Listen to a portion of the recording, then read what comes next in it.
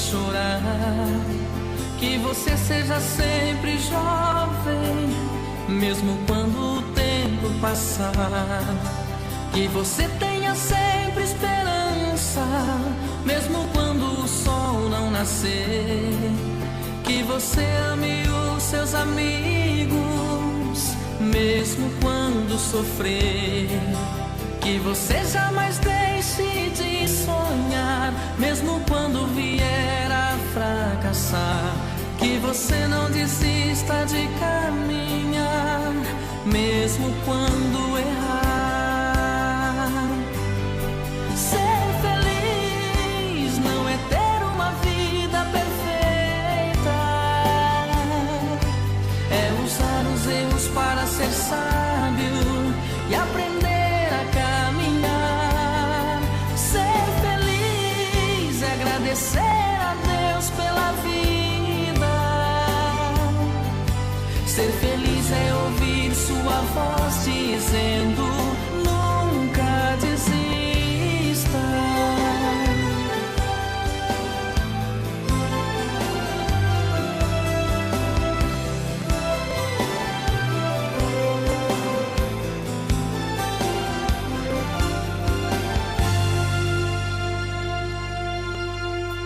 Que você tenha esperança, mesmo quando o sol não nascer.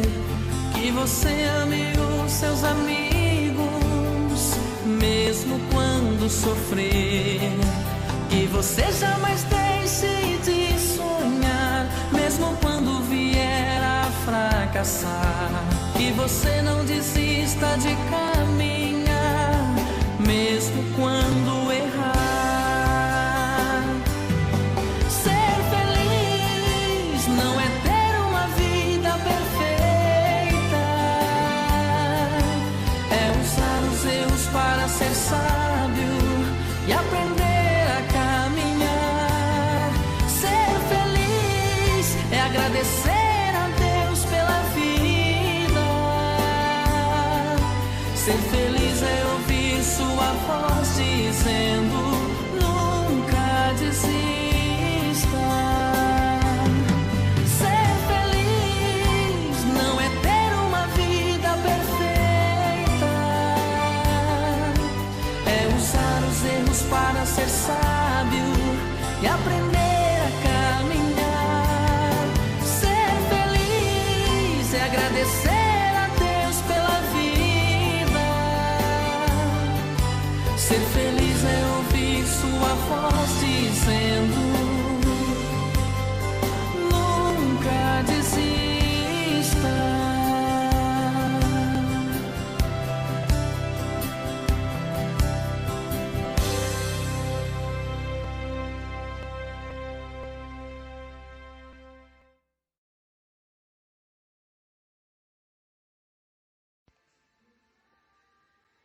Deus abençoe a todos grandiosamente, no nome santo do Senhor Jesus Cristo. Que a paz do Senhor Jesus venha reinar na vida de cada um. Eu convido meus queridos amigos e irmãos a abrir suas Bíblias em Salmos 128, onde fala da família. A família, ela é uma dádiva de Deus. É um presente de Deus depois da salvação. A família, ela é fundamental. E a família, ela não tem que viver apenas em unidade. A família, ela tem que viver em união. Unidade sem união, ela não vale nada. A unidade, se não tiver união, não tem como a gente prosseguir com a nossa luta, com a nossa jornada, com nossos propósitos e com nossos objetivos. O casamento é algo muito valoroso por Deus. É um matrimônio, é uma união que não pode existir uma separação, né? O casal tem que fazer tudo para viver junto, porque é uma dádiva de Deus, é um presente de Deus. Mas eu quero dizer para vocês que existe algo chamado união entre família, entre empresas, entre igrejas, enfim, tudo tem que viver na base da união. Tudo isso que eu citei agora, o que eu citei agora são unidades, ou seja, eu sou uma unidade, minha esposa é outra unidade. A unidade faz alguma diferença na vida de alguém? Não. Meu filho é uma unidade, minha filha é outra unidade. Por exemplo, tudo nesse mundo é formado de unidades. Por exemplo, você pega uma caneta, ela é uma unidade. Outra caneta é outra unidade. Tudo é unidade. Você pega qualquer objeto, é uma unidade.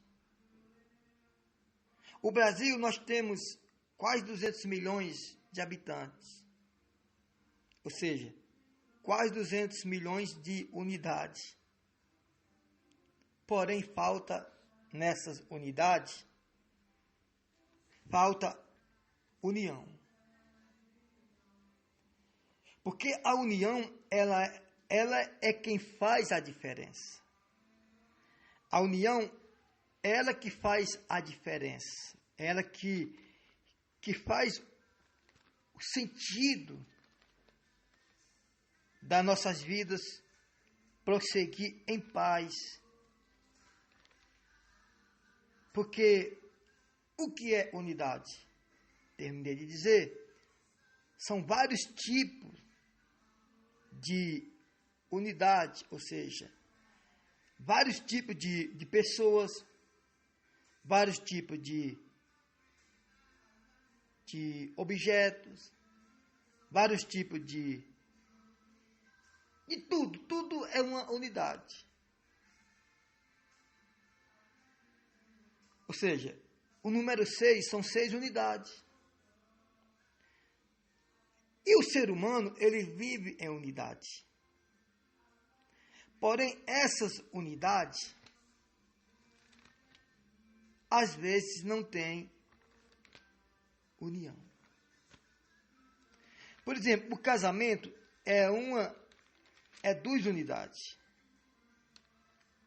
O casamento é 2 unidades. É o homem e a mulher. Se não tiver união, não vale nada. Porque os casamentos são destruídos. Alguns casamentos são destruídos. Porque não tem união. Tem unidade, mas não tem união. A unidade, ela é como um corpo morto. A unidade é como um corpo morto, é como algo que existe, mas não tem valor, não compensa, não tem sentido. Então o que acontece? A união, ela é unânimes pensamentos. Você pode viver com 10 pessoas dentro de sua casa, mas se não tiver união, não vai fazer sentido. Às vezes tem unidade, mas não tem união. Às vezes tem unidade, mas falta união. O que é que Deus quer de cada um de nós? É que nós viva não apenas em unidade, mas que nós vivemos em união. Por exemplo, quantos políticos não tem aí? Vários. Cada um é uma unidade. Cada um político, cada um pastor, cada um empresário, são uma unidade. Porém, no meio dessa unidade não existe união. Não existe união. A família, ela é formada de unidade, mas muitas famílias, casamentos são destruídos por falta de união. Tem unidade, mas não tem união. Os pensamentos são diferenciados. Um pensa uma coisa, outro pensa outra. Por exemplo, o casamento ele é um quebra-cabeça. As peças têm que ser encaixadas. Mas se um não ceder para o outro, vira contendas, brigas, discussões e até mesmo agressão verbal e agressão física. Então um tem que ceder para o outro, porque quando um não quer, os dois não brigam. Né? Eu estou mandando essa palavra, porque eu sei que muitos casamentos têm sido destruídos por falta de diálogo, por falta de união, não por falta de unidade. Então, a Bíblia aqui em Salmos 128, diz assim, o temor de Deus e felicidade no lar. Temor de Deus e felicidade no lar. Ou seja, é o temor que nós temos a Deus que nos traz a felicidade no lar. Quando o homem tem temor a Deus, ele não trai, ele não agride, ele não machuca, porque o temor traz a felicidade. O temor, né? E esse temor faz parte da união. Esse temor faz parte da união. Então, a palavra do Senhor diz assim, ó, bem-aventurado aquele que teme ao Senhor, porque quem teme ao Senhor, ele preserva o casamento, a família, em união, não apenas em unidade. Se eu sou só uma unidade, se eu sou sozinho, então eu tenho que preservar a minha união comigo mesmo e com Deus. Mas se eu sou casado, tenho esposa, tenho filhos, tenho minha família, eu tenho que ter união entre eu e Deus, entre eu e minha esposa, entre eu e meus filhos. Então a palavra do Senhor diz assim, bem-aventurado aquele que teme ao Senhor e anda nos seus caminhos. Porque aqueles que temem ao Senhor e andam nos seus caminhos, esses vivem em união, não somente em unidade. Do trabalho de suas mãos comerás, feliz será e tudo te irá bem. Aí, às vezes a pessoa fala assim, não, mas feliz será e tudo te irá bem? Sim, tudo irá bem. Porque este feliz será e tudo te irá bem não quer dizer que você conquista tudo que você quer. Mas quando você vive em união, não apenas em unidade, nós conseguimos superar as nossas lutas. Você pode ser uma pessoa desempregada. Você pode ser uma pessoa que ganha, às vezes que trabalha, mas ganha pouco. E ser uma pessoa feliz e tudo e bem para você. Porque a união é quem gera uma paz em nossas vidas. É a união, é unânimes pensamento. O que é unânimes pensamento? Uma família, irmãos, tem que viver em unânimes pensamento, ou seja, num só pensamento, num só propósito. Qual o propósito? De servir a Deus e de um servir ao outro. A esposa servir o marido a esposa, filhos servir ao outro filho, servir ao pai, servir a mãe, pai, servir filho, e ambas as partes. Isso é viver em unânimes pensamento. Feliz será e tudo te irá bem. Tua esposa no interior da tua casa será como a videira frutífera. Teus filhos como o rebento da oliveira. Como assim, pastor? A tua esposa no interior da tua casa será como a videira frutífera. Porque a videira, ela produz, né? A videira, ela produz a uva, né? Porque a uva, né? Porque é a uva que produz o suco que simboliza o sangue de Jesus, né? A tua esposa no interior da tua casa será como a videira frutífera, teus filhos como o rebento da oliveira. Por que como o rebento da oliveira? Porque a oliveira já produz o azeite, produz o azeite, representa a prosperidade, representa o Espírito Santo, representa a saúde, representa a paz. E a videira frutífera é que sempre dá fruto. Tem mulher que é casada, eu até mesmo digo isso com esposa de pastores também, que acha que ser como a videira frutífera é só estar ali de joelhos orando, intercedendo pelo marido. Não é só isso não. Bom, isso é uma coisa muito importante, muito bom mesmo. Acredito eu que isso é a primeira decisão de uma mulher que representa uma videira frutífera.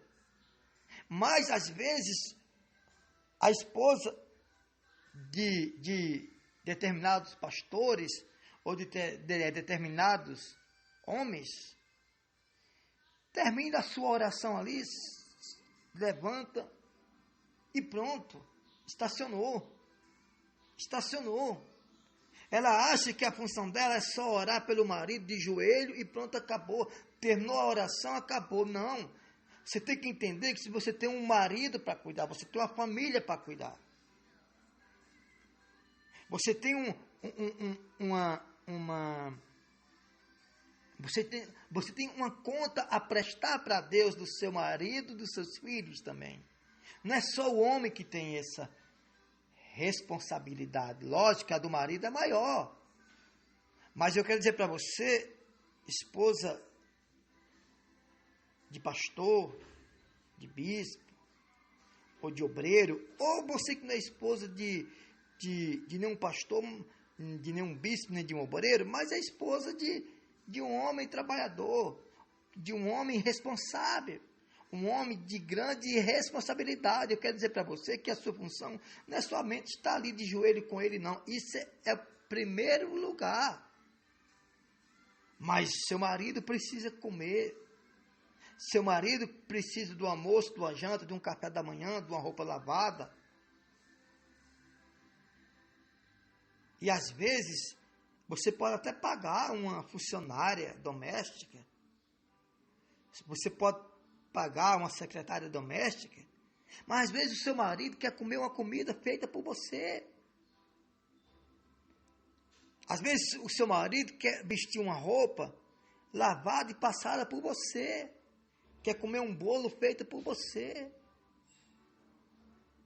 Às vezes eu estou aqui e às vezes eu estou em casa, eu olho para o meu fogão, eu vejo minha esposa cozinhando com tanto amor. Irmão, isso não é escravizar a sua esposa. Escravizar é quando você oprime, você obriga ela a fazer. Porque o ministério de um homem está focado mais na mulher. Então você tem que ser uma pessoa de jejum e de oração, mas tem que ser uma pessoa caseira também, uma pessoa caseira que gosta de fazer as coisas para a sua família. Não ser ciumento. Às vezes o ciúme, ele traz coisas na mente da mulher, e às vezes do homem também. Algo que não existe, que foi criado na mente. É uma obsessão, é uma doença, isso termina acontecendo brigas, discussões, trocas de palavra. Um fala uma palavra, outro fala duas, a outra que falou uma já fala três, a outra que falou duas já fala quatro, e aí começa as discussões, as contendas. Então, a esposa, ela tem que dar condições do marido trabalhar bem, do marido viver bem, do marido olhar para ela e se sentir feliz, se sentir realizado. Então, a Bíblia diz que a esposa no interior da casa, ou seja, dentro de casa, é como a videira frutífera, ou seja, dá fruto. Se você é uma esposa que não dá fruto no seu casamento, você é infrutífera. Qualquer hora, essa árvore que é você, mulher, que é infrutífera, pode ser cortada. Pode ser cortada, tirada daquele lugar. Se você não der fruto na sua casa. Qual é o marido que quer chegar em casa e encontrar a casa bagunçada? Louça sem lavar, casa sem arrumar, comida sem fazer? Ninguém quer isso. Você pode ter condições de comer fora. Você pode ter condições de comer no shopping, no restaurante, em algum lugar. Mas o marido às vezes quer comer uma comida feita pela sua esposa amada. Sentar na mesa com ela, com seus filhos, e contemplar, abaixo de Deus, contemplar uma comida feita pela sua querida esposa. Então, a palavra do Senhor diz que os filhos é como, na roda da mesa, é como o rebento da oliveira, a oliveira que produz azeitona, que produz azeite. O que é rebento? Quando você corta uma árvore, com o tempo ela começa a nascer aquele olho. Aquele olho vai se formar um galho. Os frutos são criados nos galhos, nos rebentos, depois de que nasce grande. Quer dizer que os filhos são o futuro fruto. Quando a Bíblia diz que os filhos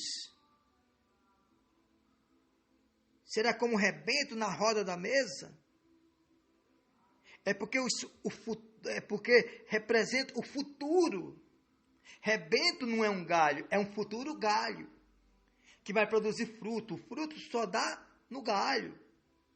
Dificilmente você vê uma árvore produzir no tronco, né? Que eu conheço, só tem jaca e jabuticaba, né?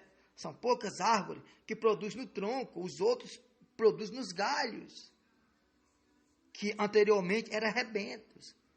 Então a Bíblia diz que a esposa no interior da sua casa é como a videira frutífera, que produz a uva frutífera, produz fruto, dá fruto. E os filhos na roda da mesa é como rebento, ou seja, é como o futuro da nação, que vai produzir bons frutos. Rebento é aquele olho que nasce quando você corta uma árvore, com o tempo ele começa a nascer aquele olho vai se formar, aquele olho chama rebento, aquele olho vai se formar um galho, e o galho vai produzir frutos. Você nunca viu uma manga brotar do tronco, uma laranja, um limão, né? Uma goiaba e alguns outros frutos produzem aonde? No galho, que anteriormente era rebento. Assim é a casa de um cristão. Tua esposa no interior da tua casa será como a videira frutífera, teus filhos como o rebento da oliveira, a roda da tua mesa. Eis como será abençoado o homem que teme ao Senhor. Eis como será abençoado. Tem gente que acha que eis como será abençoado o homem que teme a Deus é apenas financeiramente. Irmão, o melhor lugar que o homem precisa ser abençoado é dentro da sua casa. Mais do que dentro da igreja. Se tem um lugar que o homem tem que se sentir paz, é dentro da sua casa. Porque quando você se sente paz na sua casa, com sua esposa, seu marido, seus filhos, você pastor, você pregador, você vai para o altar cheio de unção. Porque a unção você já recebeu dentro da sua casa. Eis como será abençoado o homem que teme ao Senhor. O Senhor te abençoe desde Sião para que veja a prosperidade de Jerusalém durante os dias de tua vida. E veja os filhos dos teus filhos, paz sobre Israel. Então, o povo de Deus tem que ter esse pensamento. E o homem também. O homem, ele tem que dar atenção à família. Não é muito fácil dar atenção à família. Mas tem que estar socorrendo a família como Cristo socorre a igreja. Como Cristo ama a igreja. Por isso que a Bíblia diz que quando nós casamos, aquele que deixa pai e mãe e se une ao seu marido e ambas as partes, será uma só carne. Porque você não tem coragem de esbofetear sua face, bater na sua face você mesmo, de cortar o seu corpo próprio. Então, o corpo da mulher ou do homem se torna um só. Você vê como é abençoado o matrimônio. Só que se não existir isso, união, essa unidade não serve. Porque o que destrói um casamento não é nem a falta de unidade. Unidade já tem 2 unidades. O casamento é 2 unidades. Às vezes com filhos forma mais unidade.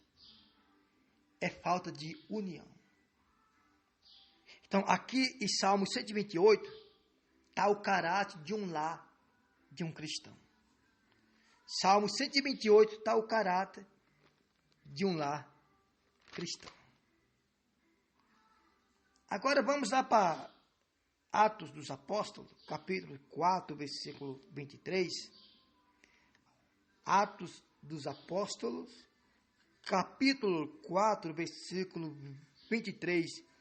A igreja em oração.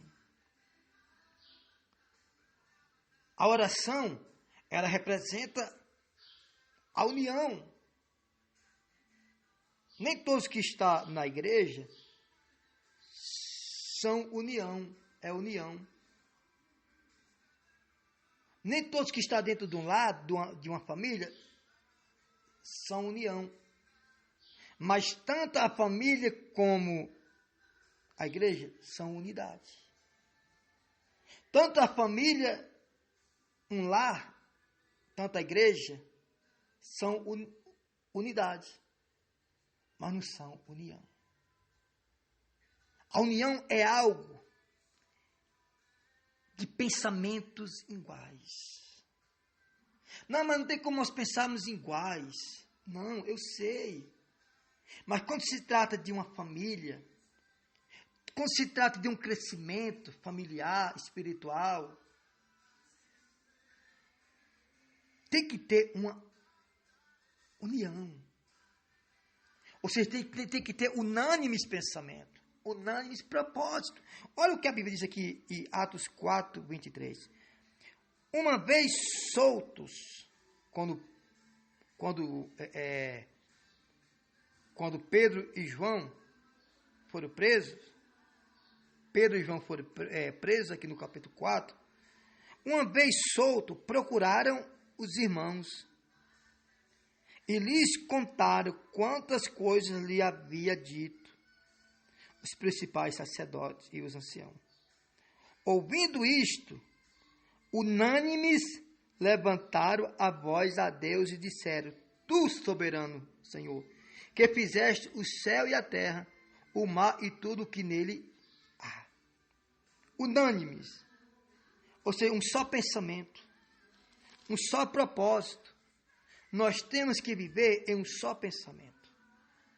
Nós não temos que viver num só propósito. Ou melhor, nós temos que viver um só pensamento e um só propósito. Quando se trata de crescer. Olha o que é, novamente aqui no versículo 32. A comunidade cristã, capítulo Atos 4, 32. Da multidão dos que creram, era um coração e uma alma. Escute. Na multidão dos que creram, era um coração e uma alma. Ou seja, o que é um coração e uma alma? É um só propósito, irmão. É um só pensamento. É uma só determinação. É um só projeto. Da multidão dos que creram, era o coração e a alma. Ninguém considerava exclusivamente sua nenhuma das coisas que possuía. Tudo, porém, lhes era comum. Com grande poder, os apóstolos davam testemunho da ressurreição do Senhor Jesus. E em todos eles havia abundante graça. E em todos eles havia abundante graça. Pois nenhum necessitado havia entre eles. Porquanto os que possuíam terra ou casas, vendendo-as, trazia os valores correspondentes e depositava aos pés dos apóstolos. Então se distribuía a qualquer um à medida que alguém tinha necessidade. Viu? Olha o que é unânimes pensamento. Uma família tem que viver é unânimes pensamento. Uma igreja tem que viver é unânimes pensamento. Uma empresa tem que viver é unânimes pensamento. Principalmente o casamento e a igreja do Senhor Jesus. 32. A comunidade cristã da multidão dos que creram era um coração e uma alma. Ninguém considerava exclusivamente sua nenhuma das coisas que possuía. Tudo, porém, lhes era comum. Com grande poder, os apóstolos davam testemunho da ressurreição do Senhor Jesus. E em todos eles havia abundante graça. Pois nenhum necessitado havia. Viu, pastor? Viu? O que é nenhum necessitado havia dentro daquele povo, dentro daquela comunidade, ou melhor, dentro daquela igreja. Pois nenhum necessitado havia entre eles, porquanto os que possuíam terras ou casas, vendendo-as, traziam os valores correspondentes, depositavam os pés dos apóstolos, e então se distribuía a qualquer um na medida que alguém tinha necessidade. A qualquer um, viu? Eu vou ajudar só quem é da minha igreja. Então viva em harmonia. Ajude a qualquer um. Esta é a palavra de Deus. Deus, Ele quer que todos nós vivemos em unânimes pensamento. Principalmente a igreja e o matrimônio. O lar. Então, voltando ao assunto do casamento, tem pessoas, se o marido, se a esposa receber o marido com a toalha para o marido tomar um banho, com a roupa para o marido trocar de roupa, a mesa arrumadinha para ele tomar o café depois que chega do serviço, tem gente que ignora. Então você não é a mulher do interior da sua casa, como a videira frutífera. Você não é essa mulher. Tem pessoas que é contra o marido servir a esposa. Irmão, a Bíblia diz que Jesus é o noivo, a igreja é a noiva. Vê como é que Jesus trata a igreja. Jesus serve a igreja, mas também a igreja é preciso servir a Jesus. Deus abençoe. e todos fiquem na paz, no nome santo do Senhor e Salvador Jesus Cristo. Deus abençoe e até a próxima.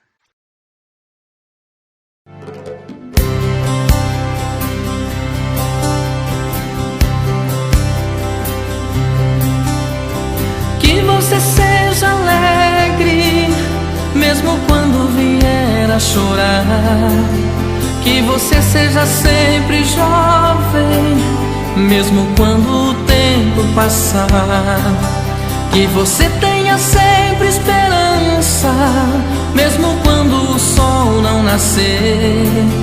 Que você ame os seus amigos, mesmo quando sofrer. Que você jamais deixe de sonhar, mesmo quando vier a fracassar. Que você não desista de caminhar, mesmo quando errar. Ser feliz não é ter uma vida perfeita, é usar os erros para ser sábio e aprender a caminhar. Ser feliz é agradecer a Deus pela vida.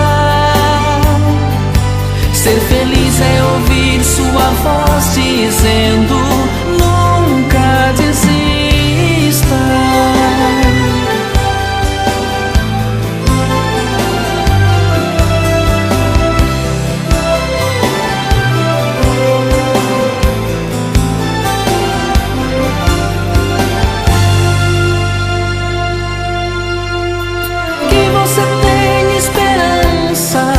Mesmo quando o sol não nascer. Que você ame os seus amigos, mesmo quando sofrer. Que você jamais deixe de sonhar, mesmo quando vier a fracassar. Que você não desista de caminhar, mesmo quando errar.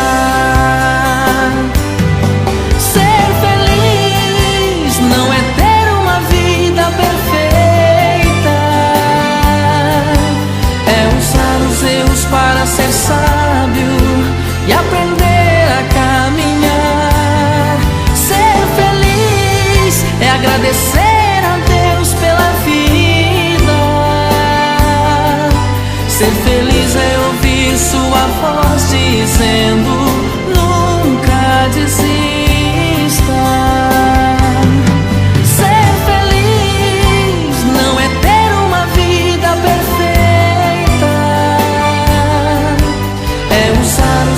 Para ser sábio e aprender a caminhar. Ser feliz é agradecer